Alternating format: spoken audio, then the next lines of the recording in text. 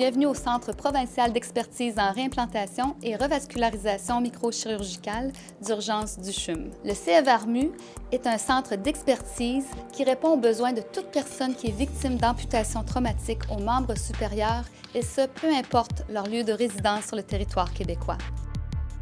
L'objectif du CEVARMU est de s'assurer d'une accessibilité aux soins d'expertise en chirurgie, et ce, dans les délais les plus courts possibles.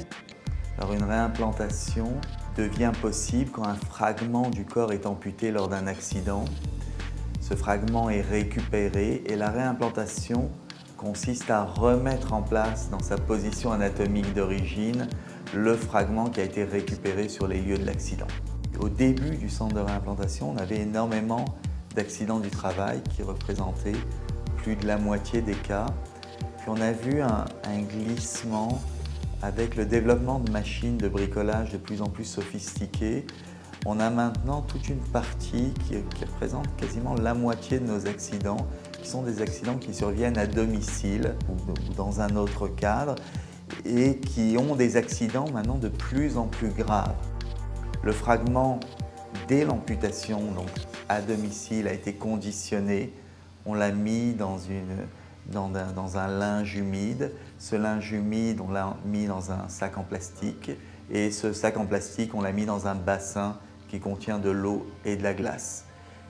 Avec ce conditionnement, on bloque la dégénérescence des tissus qui sont amputés. On ralentit ce processus et on donne le temps aux patients et aux fragments d'arriver dans un état réimplantable jusqu'à nous. Alors nous, nos correspondants principaux sont les services d'urgence et les chirurgiens, orthopédistes, plasticiens, généraux de toute la province. Donc si vous vous coupez un doigt, vous faites comme d'habitude, vous appelez le service d'urgence qui va vous emmener vers le centre le plus proche de chez vous et eux vont faire une première évaluation et vont nous contacter. Appel de réimplant.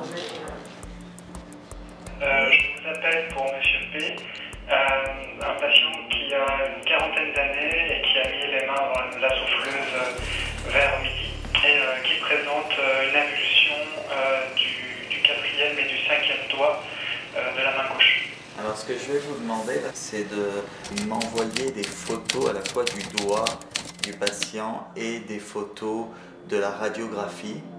Et puis je vais vous rappeler au même poste là, sur lequel vous m'avez signalé. Donc le cas semble bien structuré. Le patient semble très motivé pour faire la réimplantation qui arrive de Shawinigan. Pour réimplanter un fragment amputé, on a un délai qui est limité.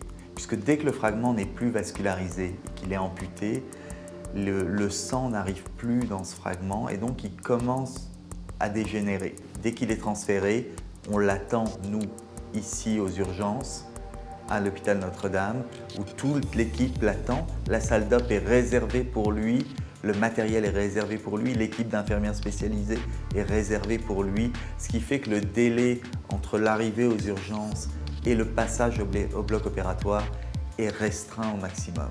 Puis c'est un autre aspect fondamental de ce qu'offre le centre de réimplantation à nos patients. On a différents professionnels qui vont de l'infirmier d'accueil aux urgences, au personnel de salle d'opératoire qui est spécialement formé, bien sûr aux microchirurgiens spécialistes en chirurgie de la main, entraînés à faire ces réimplantations. Et en post-opératoire, on a des infirmières d'étage qui sont spécialement formées à surveiller les patients, à les encadrer.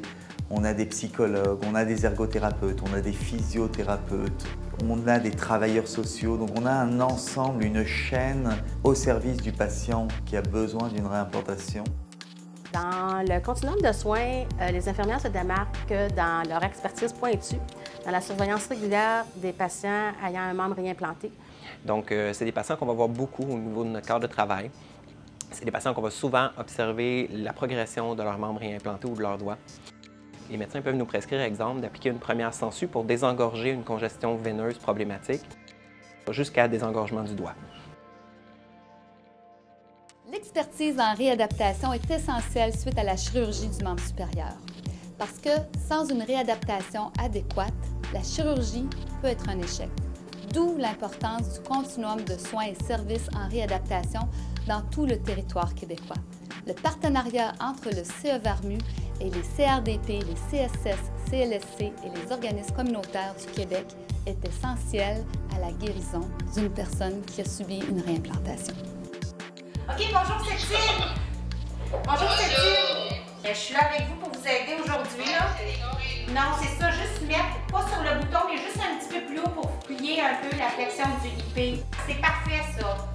On est capable d'amener les patients dans un seul centre et de les faire bénéficier vraiment de ce qui se fait de mieux actuellement avec l'état des connaissances qu'on a pour ce type de pathologie.